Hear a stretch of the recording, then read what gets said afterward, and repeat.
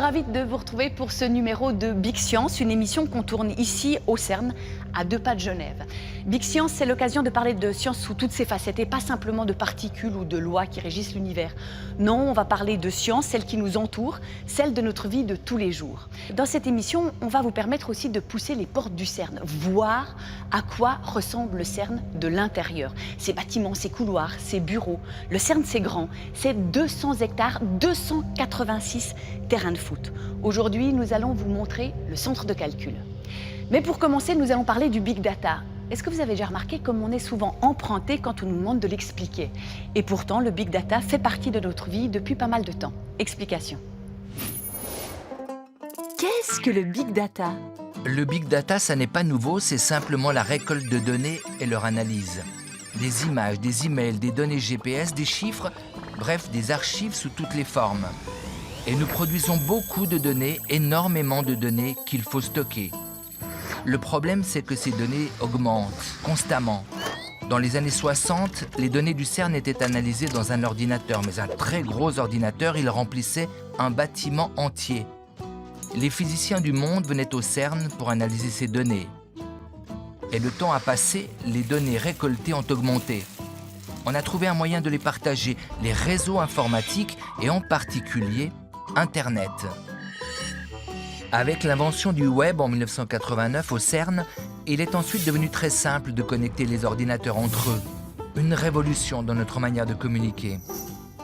Dans les années 2000, il y avait tellement de données qu'on ne pouvait plus les analyser au CERN, même avec des bâtiments remplis d'ordinateurs. On les a donc distribués un peu partout dans le monde. On a utilisé l'informatique locale de centaines d'instituts, plus besoin de savoir où les données étaient stockées pour y accéder. On appelle cela la grille de calcul ou grid computing en anglais. Aujourd'hui, le Big Data est utilisé par tout le monde, plus seulement par les scientifiques. Par exemple, nous avons accès aux informations routières grâce à la collecte de données, aux prévisions météo, c'est de la collecte de données, aux prédictions de l'arrivée de la grippe, grâce encore à la collecte de données.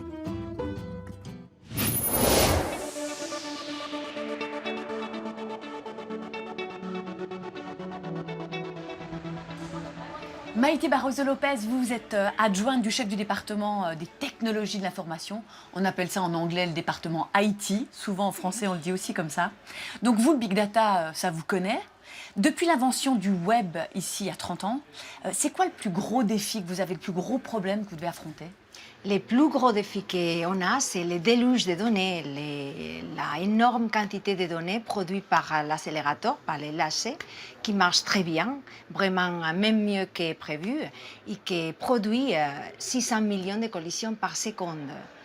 Et ça fait l'équivalent d'un DVD par seconde qui arrive chez nous dans les centres de données, dans les centres de calcul du CERN. Gardez toutes les données? Non, on ne garde pas toutes les données. Ça, c'est DVD par seconde, c'est 1% de toutes les données. On fait un filtrage Et ça représente, le filtrage représente quand même un DVD par seconde? Par seconde. Tous les jours de l'année? Tous les jours de l'année, jour et nuit, tout le temps. C'est 1 million d'épisodes de séries, de votre série préférée par année.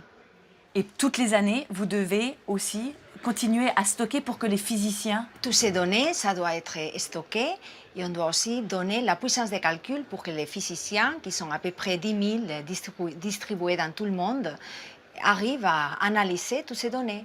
Donc vous devez d'abord les filtrer, les stocker, donner la puissance de calcul. Et comment vous faites avec les données que vous avez récoltées il y a quelques années, parce que le LHC, ça fait quand même quelques années qu'il fonctionne. Comment vous faites pour pouvoir, on va dire, préserver toutes ces données? Au bout d'un moment, il faut avoir les outils. Si, il faut avoir des outils. On garde toutes les données qui a produit l'accélérateur, même les accélérateurs antérieurs qu'on a eu. On garde toutes les données pour toujours. Et ça, c'est dans les formats numériques. Et avant, quand on écrivait tout, c'était facile. On avait des livres et tout le monde savait lire. On avait des livres, voilà. Pour les formats numériques, il faut garder les données, mais il faut aussi garder les outils pour lire ces données et pour lire les formats où ils sont. Et moi, je vous donne un exemple un peu personnel.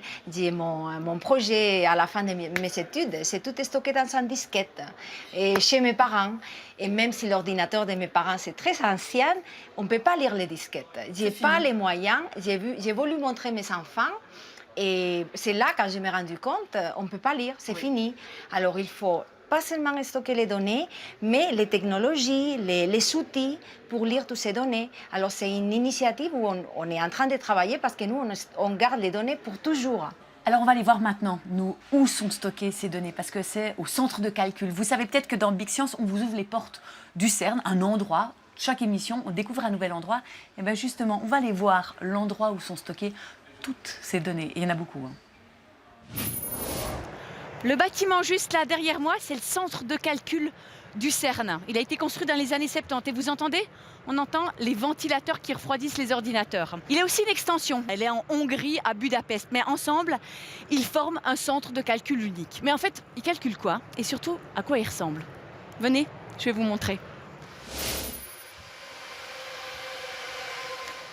Regardez, ça c'est un ordinateur, comme vous en avez un chez vous.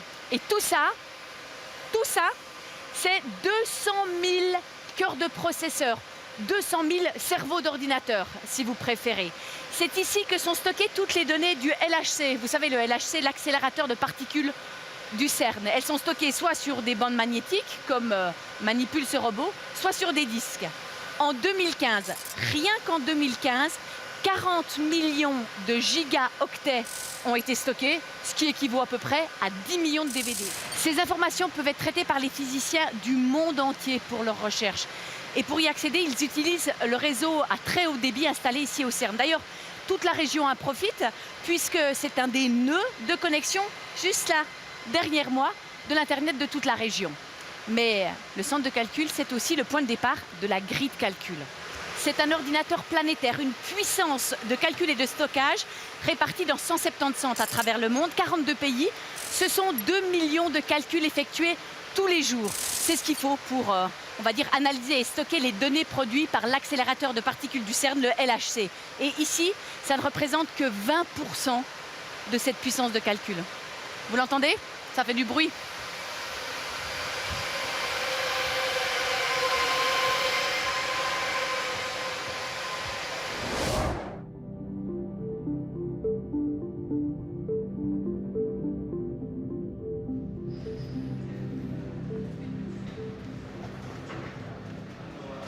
Bonjour Enard. Bonjour.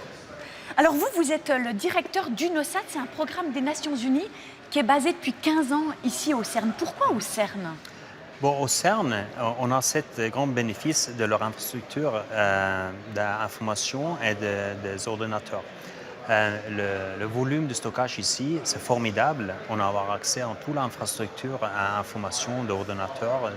Ils ont l'expérience du LHC. LHC. Vraiment tellement d'expérience que nous, on a la chance de bénéficier en fait. Donc en fait, vous travaillez souvent avec Maïté qu'on vient de voir. Presque chaque jour, oui. Alors concrètement, vous faites quoi? UNOSAT, ça a quelque chose à voir avec les satellites? Oui, justement. UNOSAT, qui fait partie de l'Institut des Nations Unies pour la formation et la recherche, on utilise les images satellites pour aider typiquement dans les situations humanitaires, après les catastrophes naturelles par exemple. On utilise aussi la même technologie pour les applications droits de l'homme et aussi pour le développement. Alors, concrètement, il y a un événement qui se passe, une inondation. Le gouvernement, par exemple, du Pakistan, c'est les images qu'on voit derrière vous, vous appelle et vous dit on a besoin des photos.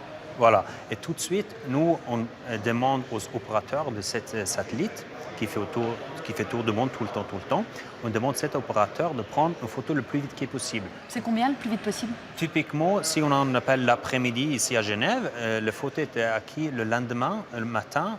C'est pas plus rapide que ça? Non, c'est comme ça. Il faut attendre qu'en fait, voilà, que le satellite fasse le tour de la Terre. se mettre en place sur la zone inondée, ou aussi il y a une inondation.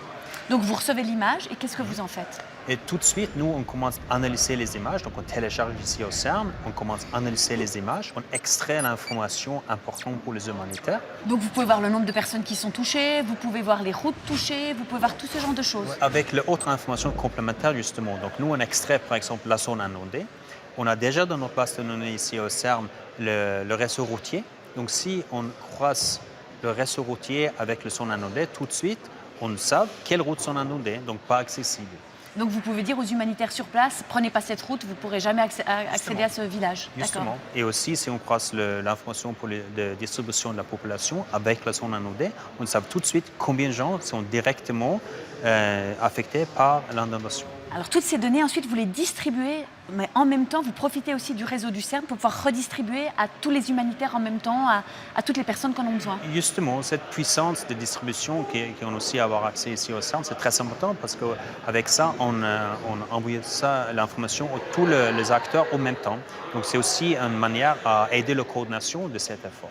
Ben merci infiniment de tous ces détails. Je pense qu'on ne regardera plus forcément les chiffres qui nous arrivent par les journaux en disant on estime qu'il y a 10 000, 13 000, 100 000 personnes qui sont touchées par cette catastrophe naturelle. Derrière tout ça, il y a vous. Merci infiniment. Merci.